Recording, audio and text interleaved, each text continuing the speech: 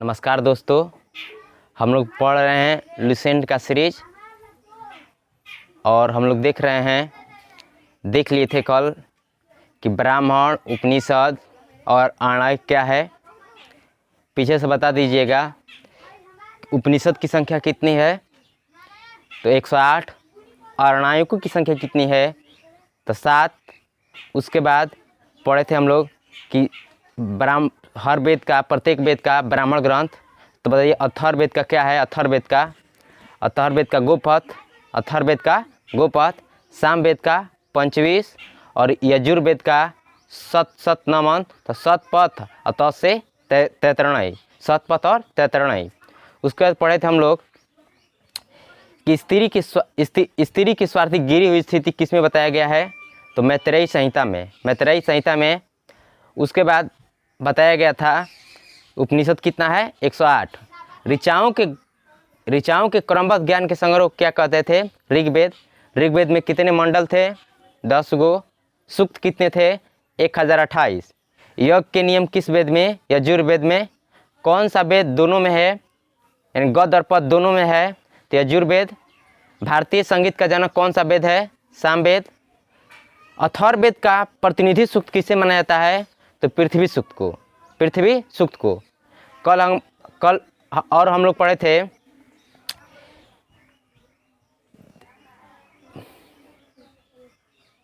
कि चार आश्रमों का उल्लेख किस में मिलता है, जाबालोपनिषद में।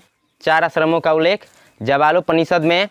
और सबसे प्राचीन स्मृति कौन सी है, तो मनुस्मृति किस काल से संबंधित है, शुंग काल से।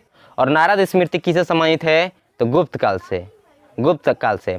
आज हम लोग देखेंगे उपनिषद के बाद वेदांग। उपनिषद के बाद क्या देखेंगे, वेदांग। वेदों को, वेद 4 पढ़े थे हम लोग, तो वेदों को भली भांति समझने के लिए किसकी रचना हुआ है, तो वेदांग की। वेदों को भली भांति समझने के लिए किसकी रचना हुआ है, वेदांग की। वेदों को या संहिता को भली भांति समझने के लिए किसकी रचना हुआ है, वेदांग की। लेकिन वेदों की व्याख्या करने के लिए कल पढ़े थे किसकी रचना हुआ है, वेदों की व्याख्या के लिए तो ब्राह्मण की। लेकिन व्याख्या करने के लिए ब्राह्मण की, लेकिन वेदों को भली भांति समझने के लिए किसका रचना हुआ है, वेदांग की। वेदांग की संख्या कितनी है, 6 गो। वेदांग की कितनी संख्या है, 6 गो। वेदों को भली भांति समझने के लिए किसकी रचना हुआ है, वेदांग की। और वेदांग की संख्या कितना है, 6 गो। कौन कौन वेदांग है, तो निरुक्त, व्याकरण, छंद,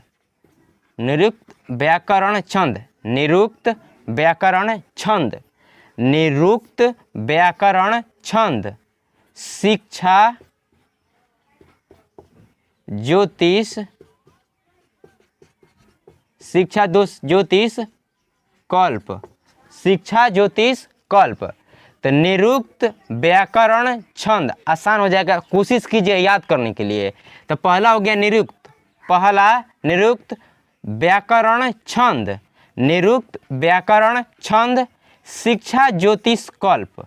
निरुक्त, व्याकरण, छंद, शिक्षा, ज्योतिष, कल्प।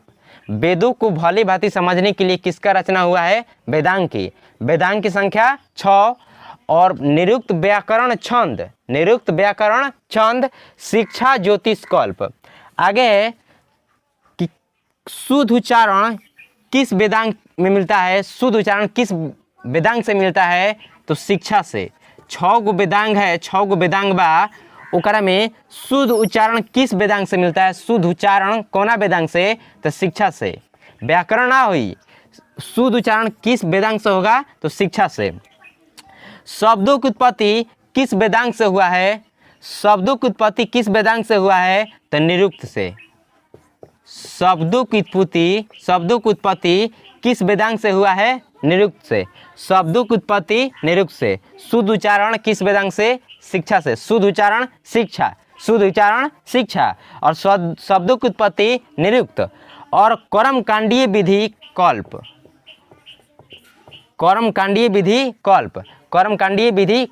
वेदांगों की संख्या 6,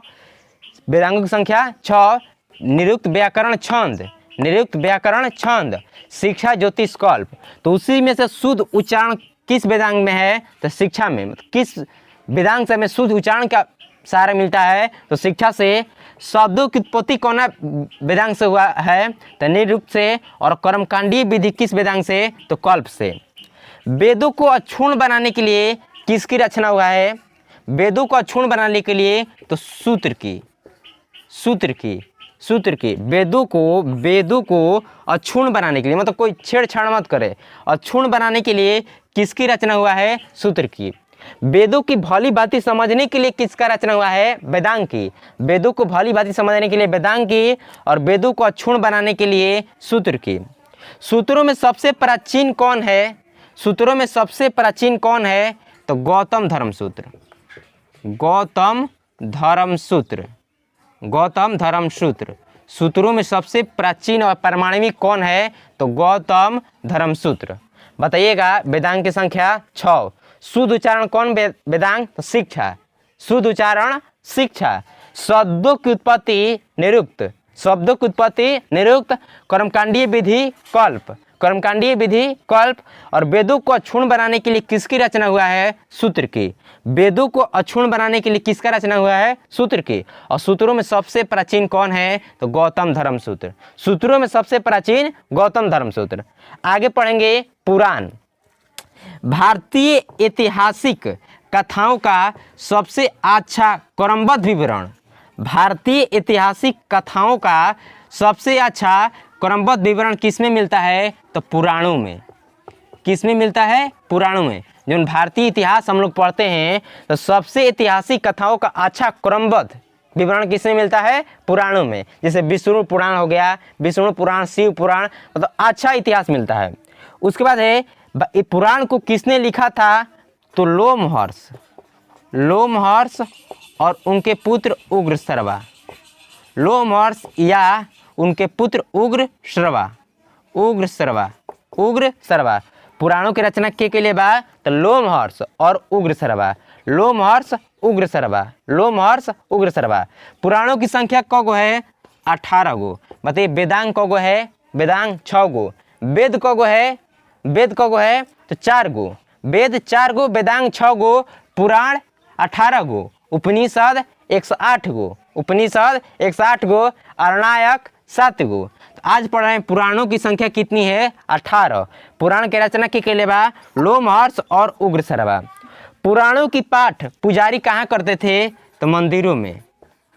पुराणों की पाठ पुजारी कहाँ करते थे? मंदिरों में। पुराणों की पाठ पुजारी कहाँ करते थे? मंदिरों में। पुराण जो है किस श्लोक या किस भाषा में लिखा गया है?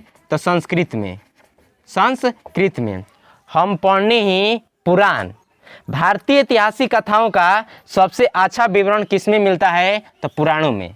इतिहास के सबसे अच्छा क्रमबद्ध विवरण किसमें मिलता है? पुराणों में। इसकी रचना किसने किया है? तो लोमहर्ष और उग्रश्रवा, लोमहर्ष और उग्रश्रवा। पुराणों की पाठ पुजारी कहाँ करते थे? मंदिरों में। और पुराण किस श्लोक में लिखा गया है? संस्कृत में। पुराण किस श्लोक में लिखा गया है? संस्कृत में। पुराण किस श्लोक में है? तो संस्कृत में। पुराणों की संख्या कितनी है? 18। पुराणों की संख्या 18। आगे है कि पुराणों में सबसे प्राचीन, पुराणों में सबसे प्राचीन और पारमाणविक कौन है? तो मत्स्य पुराण, मत्स्य पुराण। पुराणों में सबसे प्राचीन पुराण कौन है? तो मत्स्य पुराण। पुराणों में सबसे प्राचीन पुराण कौन है? मत्स्य पुराण। सामाजिक और सांस्कृतिक दृष्टि से, सामाजिक एवं सांस्कृतिक दृष्टि से किस पुराण का काफ़ी महत्व है? तो अग्नि पुराण का, अग्नि पुराण, अग्नि पुराण। सामाजिक एवं सांस्कृतिक दृष्टि से किस पुराण का काफ़ी महत्व है? तो अग्नि पुराण का। पुराणों में सबसे प्राचीन कौन है? मत्स्य पुराण। पुराणों की पाठ पुजारी कहाँ करते थे? मंदिरों में। पुराणों की संख्या 18। उसके पुराणों की रचना के लिए बा? तो लोमहर्ष और उग्रश्रवा, लोमहर्ष और उग्रश्रवा। तो पुराणों में सबसे प्राचीन पुराण कौन है? मत्स्य पुराण, मत्स्य पुराण, मत्स्य पुराण। पुराणों में सबसे प्राचीन कौन है? मत्स्य पुराण। और सामाजिक और सांस्कृतिक दृष्टि से किस पुराण का काफ़ी महत्व है? तो अग्नि पुराण।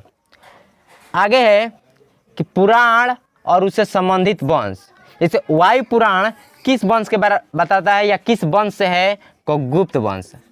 गुप्त वंश। वायु कैसे चलता है, गुप्त चलता है, गुप्त, धीरे धीरे, गुप्त। तो वायु पुराण गुप्त वंश, वायु पुराण गुप्त वंश, वायु पुराण गुप्त वंश। विष्णु पुराण मौर्य वंश। एगो विष्णु गुप्त थे और शास्त्र लिखे थे, वहीं विष्णु पुराण मतलब वहीं नहीं रिलेटेड है। तो विष्णु पुराण मौर्य वंश के बारे में बताता है। किस वंश से संबंधित है, मौर्य वंश।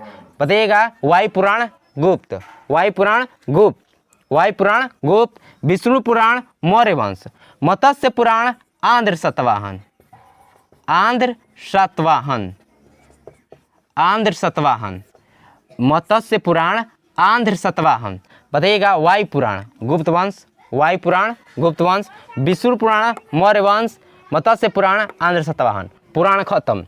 तो पुराणों में सबसे प्राचीन कौन है, मत्स्य पुराण। उसके बाद वायु पुराण किस वंश से, गुप्त वंश से। वायु पुराण गुप्त वंश से, विष्णु पुराण मौर्य वंश से, और मत्स्य पुराण आंध्र सतवाहन। मत्स्य पुराण आंध्र सतवाहन। अब देखिए साहित्य, कौन कौन साहित्य है। तो बुद्ध की पूर्व जन्म की कहानी किसमें है, बुद्ध की पूर्व जन्म की कहानी किसमें है, तो जातक में, जातक में। ठीक है, बुद्ध की पूर्व जन्म की कहानी किसमें है, जातक में। महात्मा बुद्ध के जीवन चरित्र किसमें है, तो कथा वस्तु में, कथा वस्तु में, कथा वस्तु में। महात्मा बुद्ध का जीवन चरित्र किसमें है, तो कथा वस्तु में। ये हिनायन का था किताब, ये किसका था, हिनायन का, हिनायन का। बुद्ध के पूर्व जन्म जो बुद्ध है, ओकरा में बुद्ध के आगे पढ़ेंगे कि बुद्ध किस रूप में अवतार लेंगे और किस रूप में पहले थे। तो उसी तो बुद्ध के पूर्व जन्म की कहानी किसमें मिलता है, तो जातक में। बुद्ध के पूर्व जन्म की कहानी जातक में। लेकिन जो महात्मा बुद्ध हुए, महात्मा बुद्ध 563 ईसा पूर्व, तो महात्मा बुद्ध का जीवन चरित्र किस में है, तो कथा वस्तु में, कथा वस्तु में। अब है जैन साहित्यों को क्या कहते हैं, आगम। जैन साहित्य जितना भी है उसे क्या कहते हैं, आगम। जैन साहित्य को आगम। जैन धर्म का प्रारंभिक इतिहास किससे प्राप्त होता है, तो कल्प सूत्र से। कल्प सूत्र। हम पढ़तनी साहित्य, साहित्य में पढ़तनी पहला कि बुद्ध का पूर्व जन्म की कहानी किसमें है, तो जातक में। बुद्ध के जो ब्रह्म बुद्ध और पूर्व जन्म की कहानी कौन है बा, जातक में।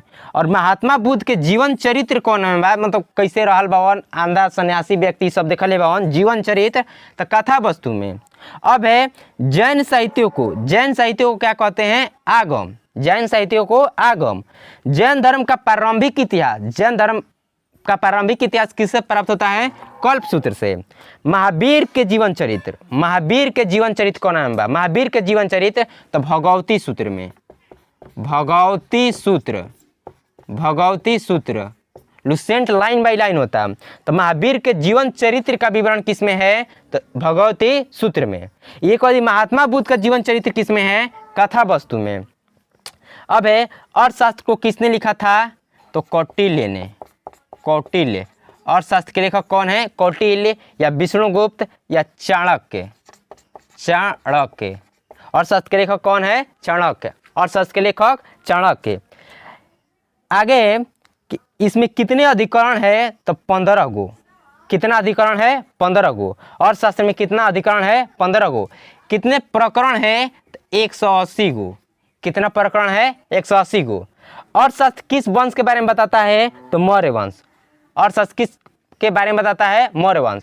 अर्थशास्त्र किससे संबंधित है, तो राजनीति से। अर्थशास्त्र किससे संबंधित है, राजनीति से। और अर्थशास्त्र का अनुवादक कौन है, तो श्याम शास्त्री। श्याम शास्त्री, श्याम शास्त्री।